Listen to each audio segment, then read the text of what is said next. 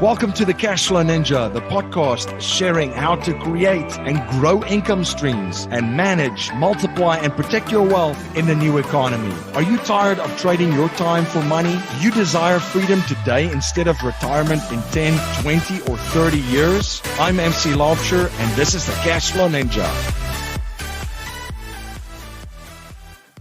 Cashflow Ninja, my name is MC Laubscher. Thank you so much for joining us in another episode. I have another great guest, returning guest on the show. I'm joined by Dr. Marc Faber. He is the editor and publisher of the Gloom, Boom, and Doom report. Dr. Faber, thank you so much for joining me again on the show. Well, thank you very much. I'm pleased to be back and still alive. Great to see you. A lot to discuss. A lot of things happening in the world. Let's start with the health crisis that we're all experiencing, and what was this global health crisis. Some thoughts on this crisis, how it's been handled, and then maybe the fallout from how it was handled. Is the cure worse than the disease? Yes, I think already in the 17th century, Molière said more people die from the medicine than from the sickness.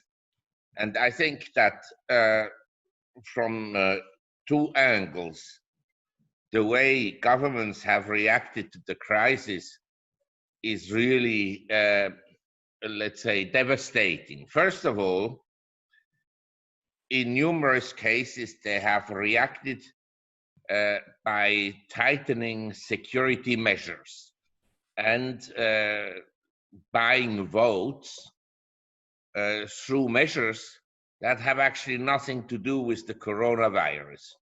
So it's an increase in state authority vis-a-vis the individual rights and the private sector. Number two, like this dumb Greta who talks about the climate and always says, listen to the experts. About the last thing I would do in my life is to listen to experts, because experts are experts in their narrow field and do not consider many different factors that affect the life and the rights of individuals. So as an example, the scientific community is very divided from where the coronavirus came from. There's not the clear proof that it was man-made. I think it was man-made, but we don't know how it escaped, by accident or by intention of someone in the world who wants to sell vaccines. You understand? There are many people who have a motive to let something like this virus occur. In any event, I just like to say, because there is this huge anti-Chinese sentiment going around, I just like to say, if you are a businessman, China is a businessman, would you try to hurt your best customers? You'd be crazy. You'd be crazy. You understand? You want to keep your customer alive for as long as possible and make them wealthy so that they can buy your goods. You don't want to hurt them. So I don't think that the Chinese intentionally let this virus spread across the world. Number two, I think that the reaction of governments has created an environment where they kill essentially economic activity, and they will inflict permanent damage on economic activity by the measures they've taken. So overall, I think there isn't a coronavirus crisis. There was a virus, an infectious disease, and the governments have made out of this disease a huge story, and restricted individuals' right to go from A to be on the beach, to swim, and so forth. What does swimming have to do with the coronavirus? I don't see the connection. Yeah. Yeah, there's a lot of things that just, when I first looked at it, initially you're kind of quite shocked at what happened, with any global event that unfolds.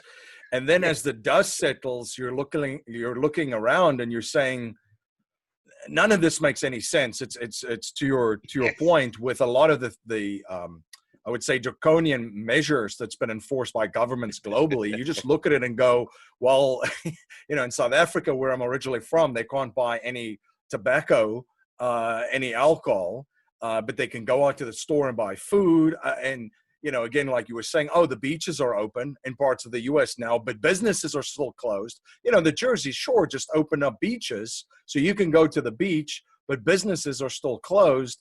So there's a lot of things that you look at this and you go, it doesn't make any sense at all. Right. And some scientists, and this I want to point out, like in Sweden, they have talked about this herd immunity. I think within 5 years, everyone in the world will have had this virus. And some people will not even know that they had it. Yep. And some people, the elderly, like myself, we may suffer, but some elderly may not suffer. It depends. We smokers and drinkers are more exposed to it. So if you're 75 or 80 years old, what is your life expectation? You have to be realistic in life. You will have to go one day anyway. So whether you go because you have a heart attack at 80 or because you have the coronavirus, it doesn't matter that much. What matters is how good a life you had until you're 80. Now, if you had a miserable life until 80 and you're an optimist and still hope that you will have a great life until 90, then maybe it matters. But for people who had a good life, it doesn't really matter. Yeah. Yeah, I think a lot of it too, the virus, and we spoke about it here for a little bit too. Initially, when it started, I mean, like you said, the evidence is not clear, and regardless of how it got out, it's out. It's there, right? Yes. So the house is on fire. Let's focus on putting the fire out instead of pointing fingers of basically who lit the match that put the house on fire. But the thing is, I mean, there were a lot of models that were shared. This is the expectancy, and this is the amount of infections that we're going to have. This is the rate of infection. Here's the amount of people that could potentially die from this. And when you look at what actually played out, it was not even close to the models which was presented, and a lot of decisions were based upon to what actually has occurred. And as you mentioned, we are aware, and we have people in our family that was, that went through this too, and that was diagnosed with the virus, and so they recovered. Everyone's good. There's definitely people affected. The virus is real. I'm not saying that that's not the case, but it just amazes me that people the decisions that were based upon these numbers that came out turned out to be completely not true, and nobody's adjusted and pivoted and said, okay, the projections didn't really play out the way that we thought that we're going to be, that it would. So now we're going into plan B or C. It's kind of just stay the course for most of it across the world, which has been pretty interesting. Yes, I think some of these studies were actually fraudulent, but it doesn't surprise me. We have created a capitalistic system, and we have morphed into a system of incredible corruption on every level of society and fraud. We have corruption in the government, in the federal government, in the local governments, everywhere. And these fraudulent studies do not surprise me, because the government uses the scientists to essentially tell the public this is the way it is, so they don't have a responsibility. It's like central bankers hire consultants. The consultants then publish articles about how great money printing is, and so forth and so on, and how we should have negative interest rates and so forth. This is all a complete fraud.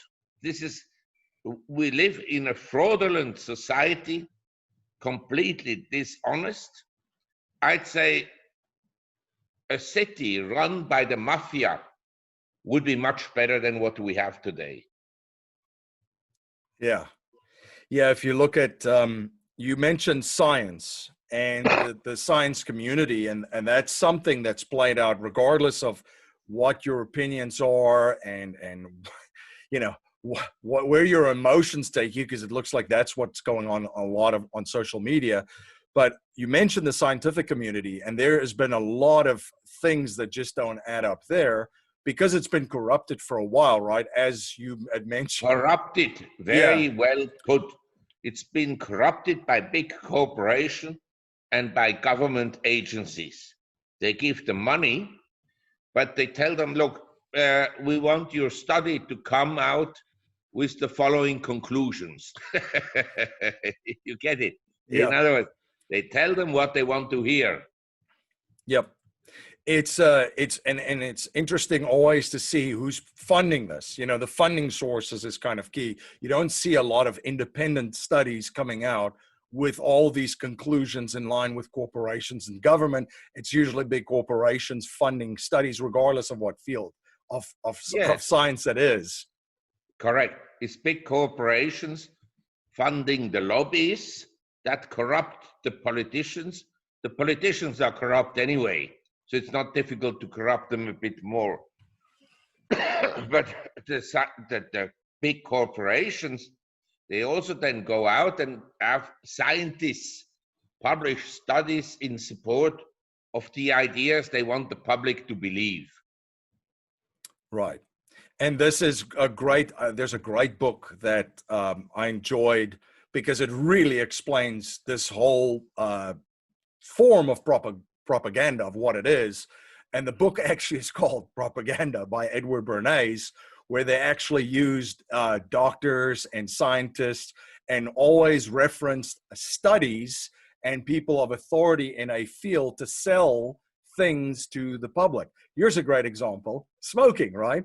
What was it? 4 out of every 5 doctors agree that smoking is good for you or something like that. Then they would put that in advertisements and so forth, and get the public to then say, oh, well, you know, doctors said, you know, smoking's fine, so I guess smoking is fine. Yes, Bernays is known as essentially the founder of public relation. Yep. And how to make something appetizing to the public. He was a genius. Yeah. A controversial, but nevertheless, he was a genius. And Goebbels in Germany was equally a propaganda genius. We have to leave that. He may have been an evil character, but we don't know that for sure. But he was in charge of propaganda, and that he did very well. Yep. So we've covered that a little bit because I think it's important for everyone to understand, especially when it comes to money, wealth, and building your business, to understand that you're being bombarded constantly with a lot of information, misinformation, and a lot of propaganda. And it's very important to see through all these things, regardless of where it comes from. It's funny that folks are still arguing left and right, and you know, so much in all over the world, and they're very polarized. But if you think of it, it's misinformation on both sides of it, just to rile people up. And we've definitely seen that, on social media. So you definitely have to understand and see through all of the nonsense, regardless of where it comes from, to be able to not only survive but thrive in this.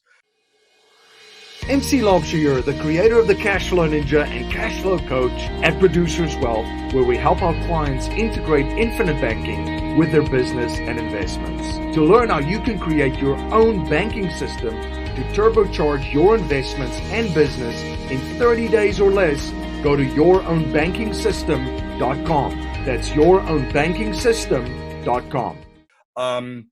Taking a direction now into the economy, another thing that I hear quite frequently now people talk about is how this virus has caused, this economic devastation. But I think it's more the actions of governments that's really causing the economy. And the economy already was in trouble before that. So maybe if you want to speak to leading up to the this whole health crisis, leading up to that, you and I had a conversation, and you were very concerned of where the economy at that stage was.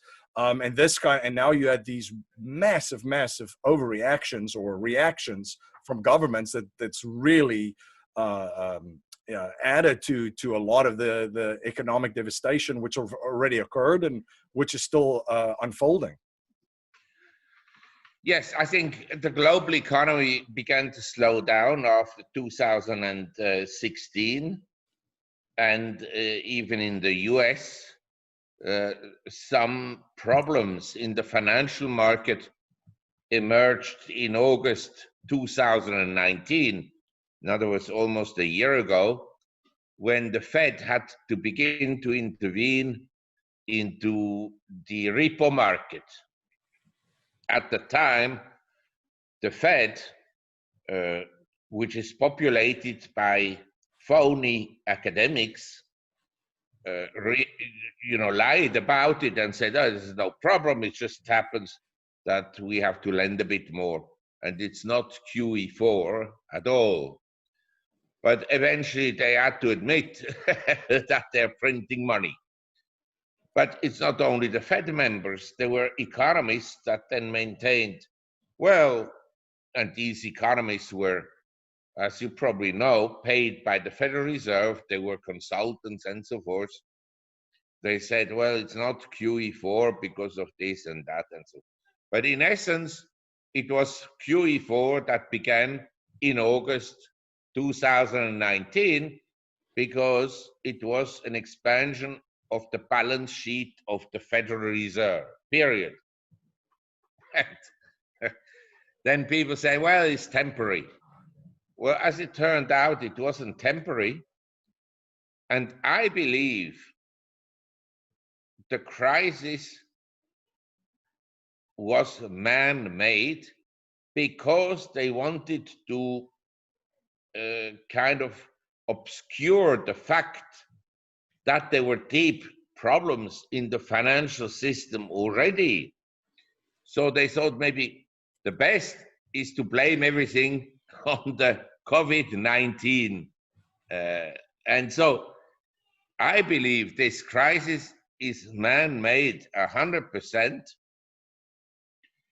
because the governments wanted more power, so they can tell you and me to stay home. They can tell you and me, you don't communicate anymore with other people, you have social distancing, and on and on and on. And I think, in my experience of history, and I've really read a lot of history books, as you can see, I have a fairly large library of all kinds of books.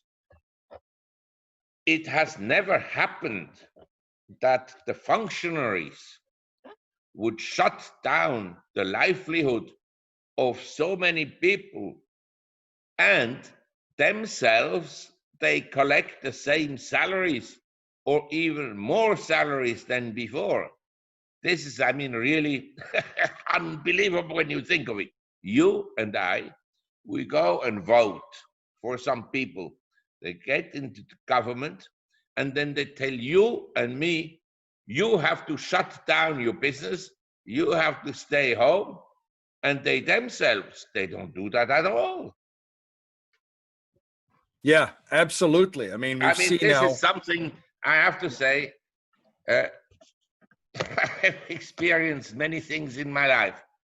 I went when I was 22 to Czechoslovakia at the time. This is now the Czech Republic.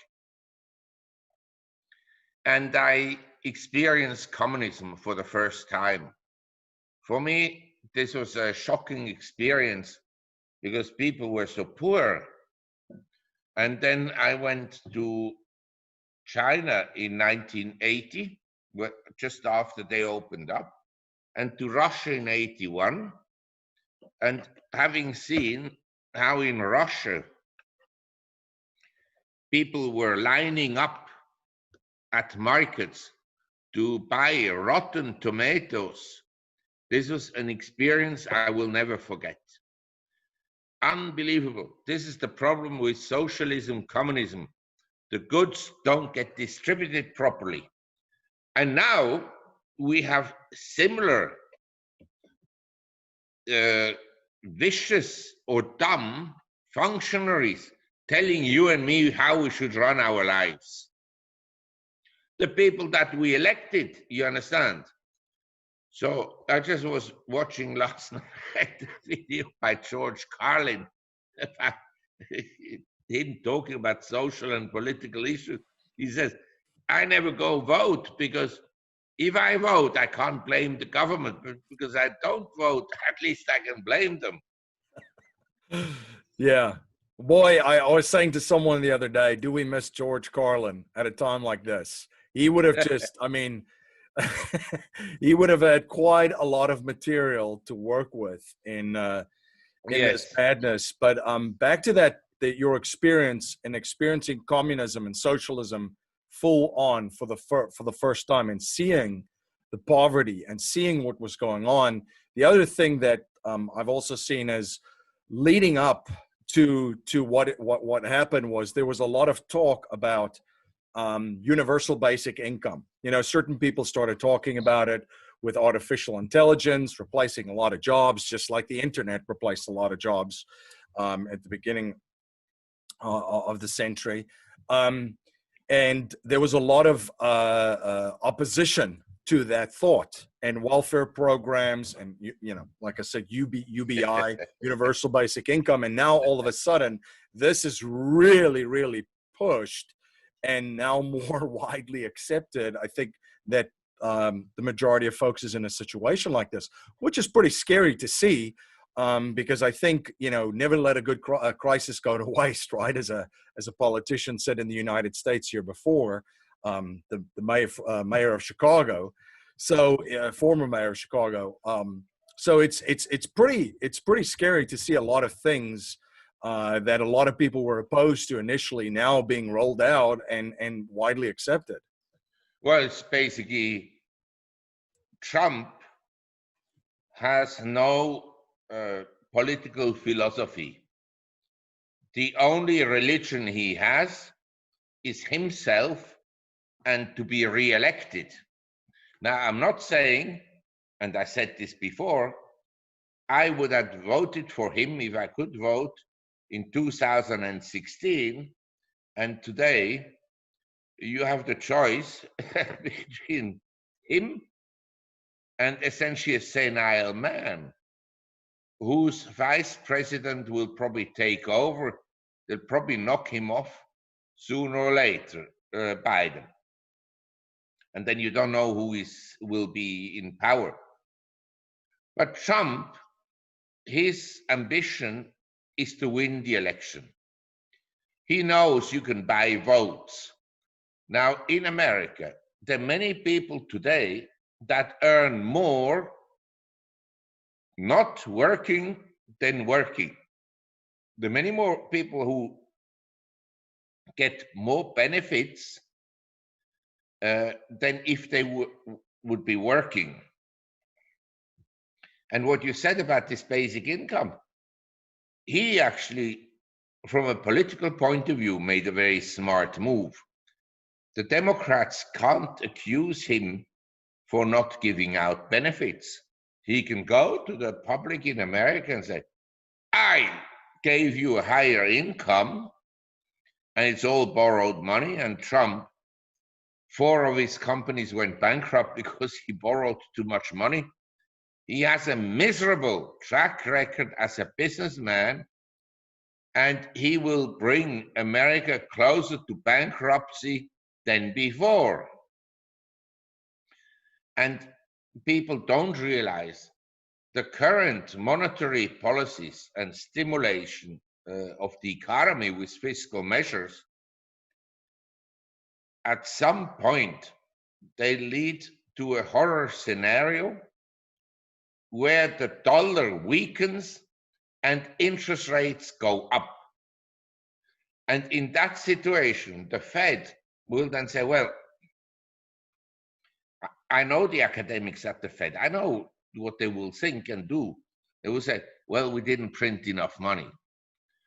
Then they'll go to QE5 or QE55 already, and that will weaken the dollar even more. And at some point, the US dollar, which was essentially a global currency, will lose its status. You understand? The dollar is a highly vulnerable currency. Well, it hasn't happened yet, but it is highly fragile. Yeah. What are some of the things that you're looking at moving forward as some states open up in the United States and the economy is restarting? What do you see happening? I mean, here it's, everyone is sort of making bets on the sidelines because not a lot of goods and services have been exchanged out in the marketplace. What do you see happening, and what do you see happening globally, economically? Well, there are two ways to look at it. Some people think the recovery will be V-shaped. In other words, it tumble and up we go. Some people think it will be U-shaped. My sense is that initially, if you tumble in an industry by 95%, you rebound to minus 30% quickly. So it will look like a V. But after that, I think will stall at around 60–80% of what we've been before. And the stock market, actually, this is what I think would be the moment of great embarrassment for the Federal Reserve if the stock market made a new high and unemployment would be at 15 to 20%. Then I think even the dumbest people in the US would realize these monetary policies only benefit one group of people, namely the asset holders. Yep. I think that will be really the day the credibility of the Federal Reserve will come under pressure. And as I said, secondly, maybe the stock market makes new highs and the dollar tumbles. I think when the dollar tumbles, the question is against what? I think it will tumble against like bitcoins and gold, silver, platinum. When it happens, people would also scratch their head and say, well, what the hell are these money printers doing to our currency? And one of the symptoms when the currency obviously collapses is that price increases will be very high, for food and for daily necessities. So I think that maybe we'll get some kind of a social unrest at some point. Yeah, we're already seeing food prices in certain stores going up significantly because of the disruptions to the supply chain that's already existing. So we could definitely see more and more of that. Now, we've talked a little bit of gloom and doom. Let's talk a little bit of boom. You did mention a couple of things in there to look out for: gold, silver, platinum, Bitcoin, and so forth. What are some of the positives that you see and opportunities in this new global economy? Because I can't really see things go back straight to normal, or do they? Well, I mean, to be optimistic for me is difficult, and I want to explain you why. Yes, there's huge money-making opportunities. But you understand, I'm a Christian. I'm born in a Christian family, and I believe in work, that you earn your living through your work. I'm 74, I still work, and I don't use any of my assets or reserves to live. I live according to my earnings. And for me, to make a lot of money at the expense of a fellow man is really despicable. Despicable. I think if you make money and all your employees also make money, this is wonderful. If you make money by hurting someone else, it's not a very nice thing to do. And so I want to introduce this thought to your audience that yes, there are many opportunities, but most opportunities I see today is by hurting someone else. And that doesn't lead to a peaceful and nice society. That we have to realize. And the politicians are precisely hyenas that do this. They enrich themselves at the cost of honest businessmen by being corrupt, devious, and as we've seen in the case of General Flynn, they are a bunch of liars. All of them. Yeah, it's a very, very powerful thought, because that's very much aligned with our philosophy, is to try and produce and create as much value that we can to others and the marketplace, our communities and our families, through our production and creativity and building things, because that's what made the world great to begin with, and still does in many different places, is people creating things and producing things and providing value for other folks and enriching the lives of others around them. So that's very much aligned with our philosophy around money, around wealth, and our principles. So it's a very, very powerful statement, because I just think, yeah, as you mentioned, there's definitely a lot of that element involved. But there will also be, I think, one of the things that really fuels us is there will be opportunities to help and try and build a new economy and create products and services of value for others, and building those. So there will be opportunities in that aspect, and those are the ones that we wish to pursue. So I appreciate you sharing that, because just like I'm just trying to think of companies and businesses that were created during the last downturn in 2008 and 2009, where a lot of people were going through a horrible time too. The sharing economy was basically came out of that.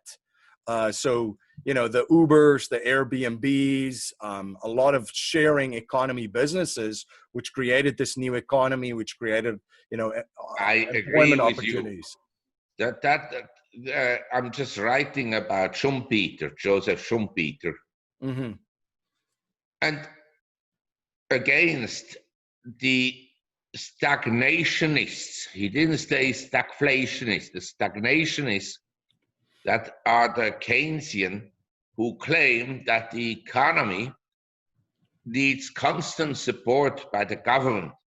His view was that the economy constantly rejuvenates itself by purging inefficient producers, the creative destruction, and giving opportunities to new industries. I 100% agree with you. But when more destruction occurs, then new opportunities come about. Then you have a secular downturn in your economy. And this secular downturn, I argued already 20 years ago, has been accelerated in the Western world by government policies and regulation that essentially make it very difficult for young companies to come up. This has to be seen very clearly. And the big corporations, whether it's IBM or Triple M or whatever it is, or Google or Facebook, the last thing they like is competition. They will buy out the competitors. Okay, so the competitors get money, but it stifles to some extent innovation. It's very clear. Life settlement investments have allowed financial and banking institutions to not only buy their equity contractually, but also diversify their capital from any economic, market, and geopolitical risk. It's been part of the billion-dollar blueprint followed by institutional investors. And if you're an accredited investor, you can also now participate in this vehicle with enormous growth potential. You can watch an informational webinar presented by one of the premier organizations providing life settlement investments, Penumbra Solutions, at cashflowninja.com/life settlements. And if you look at the US standard of living, the US standard of living for the typical family, this household, the median household, as they say, or something like the average household, probably peaked out relative to the rest of the world in the late 60s.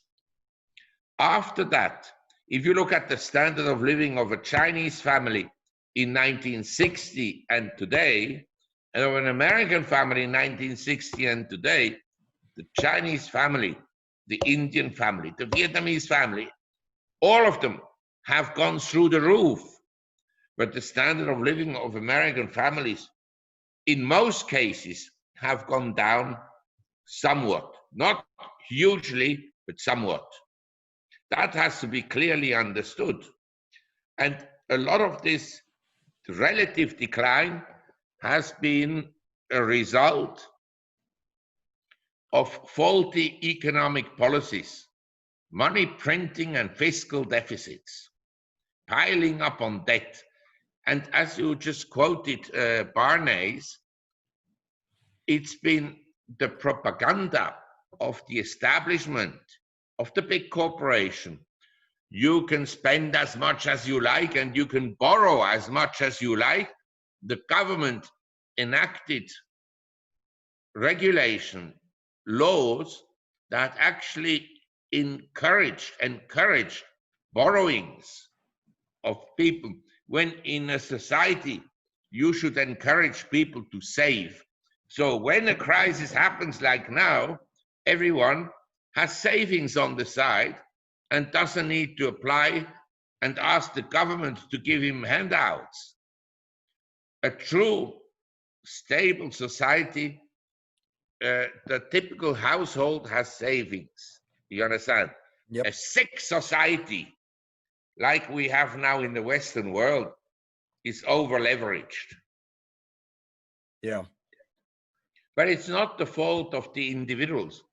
The individuals were tempted. They were given, goodies. So they borrowed money to buy these goodies. And then the prices of these goodies, like homes and whatever, and cars, went up a lot. So they were in difficulties to buy these goodies with their savings. So they had to borrow. I think it was John Adams of Washington who said, you can enslave people in two different ways: with the sword, through armies, or with debt, with borrowings. Yeah. Yeah, and as you mentioned, the delayed gratification, where people would build up savings and then purchase homes to live in, cars, and so forth. It just became unaffordable, and it became highly leveraged. And the more leveraged it became, especially I just think of housing, the higher the prices went, because the more money that they can borrow. And all of a sudden, where folks would buy houses cash or 50% leverage, now they're 95 to 100% leveraged. Yes. But you also, I mean, I want to close this discussion. Yeah. I just want to add to this. If you look at Wall Street economists and financial analysts in the financial community, they encouraged it. They wanted to print money so the stock market goes up, so their fees go up. You understand? It's much worse than a mafia. The Fed is there, they print money. Anyone with any common sense would say, well, you shouldn't do that. But Wall Street, including many top Wall Street owners, a huge hedge fund owners, and so forth, they said, oh, Bernanke is a hero. He printed money, QE1, and so forth. They encourage this process. And Trump, he encourages also. And the European governments, they also thought, oh, negative interest rates is very good. But now they realize it hurts the banks themselves, it hurts savers, it hurts the system, but they don't want to admit that they made a mistake. And the same complete, insane idiots then tell you to shut down the economy. Yeah. This is the way the system works nowadays. And then when you say, oh, the deep state, then people say, oh, it's conspiracy theory. Right. The media is in it as well, by the way. There's a lot of parties involved. There's a lot of parties involved. So a final question for you. You mentioned protecting oneself, one's family, your community, things that folks can do. You had mentioned some gold, some silver, some hard assets, some platinum, some cryptocurrencies, and so forth. What can the average person out there do to protect themselves for this inevitable massive outfall from the behaviors of governments this year? Well, I think it's not only this year, it will get worse. But watch the movie 1984 or read the book. It's a good starting point. Or, you know, here, I have a book was written 100 years ago, The Servile State by Belloc. The Servile State. Yes. And anyway, I would say, you understand, every family, every household, every individual lives in a different environment. I live in the north of Thailand. I live in the center of a city. But worst to worst, I can plant enough food on my land to live from it. It's not a problem. I live next to a river. There's enough water, unless Greta is right and everything will go dry. My worry is beer, essentially, because they shut down alcohol, as you said before, in the South Africa. Has nothing to do with the coronavirus. In fact, to drink is probably good for people. But if you live in a big city, supply may be a problem. You understand? Yes. If you live in New York City, in the middle of the city, in a one-bedroom apartment and so forth, supplies may become a problem for you. And so I think you should have in your house sufficient food to survive, say, 6 months or 1 year. In the where I live, food is plenty. They have overproduction of food in the north of Thailand, so it's not going to be a problem. But you know, the government can say, well, the people from the countryside are not allowed to come to the city, to the markets to sell their produce. You never know. Yeah. At some point, I think the people will defy these decrees by the government and say, F it. And we're going to go to the market and we're going to sell goods, and there'll be huge corruption in the black market. So you eventually get the food. But I think you have to think, if the government could order people to lock down, if they could, and people accepted that, which I'm surprised, then the government one day will tell you, look, your mother or so, or your son, or your daughter, or your wife, they are endangered. We have to send them into a nice camp. It's not going to be as nice at home. And I've seen some of these quarantine camps. It is not the place I would like to be for 2 weeks, or 4 weeks, or 1 year, or 2 years. You understand? Yeah. This is the issue, that the government will tell people what to do. There may be a resistance, but if the police and the army comes and grabs your children out of your house, because they will say, well, your father is an endangered individual. He may have a virus or whatever it is. You never know. The principle is simply what I maintain, that I'm surprised that people were so servile and accepted the government's measure, and that there hasn't been more rebellion. Maybe gradually there will be, but part of the reason why there hasn't been more rebellion is that the governments bought people. They gave them money. And that works for a while. But you'll see the day the governments no longer give them money, or money that is worthless, where they can't buy anything. That's the day things will get really bad. Yeah. Yeah, so I think there's a quote, and I butcher a lot of quotes, but I think it's something to the effect, and I don't know who said this first, but all that needs to happen for evil to prevail is for good men and women to do nothing. Sure. Yeah. And okay, great. And not just accept freedom for what it is, but live and try to live it every day. Dr. Marc Faber, I really appreciate you spending some time with us again.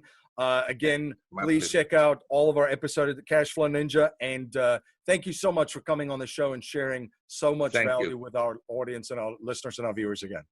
Thank you. Bye-bye. Take care. Bye-bye.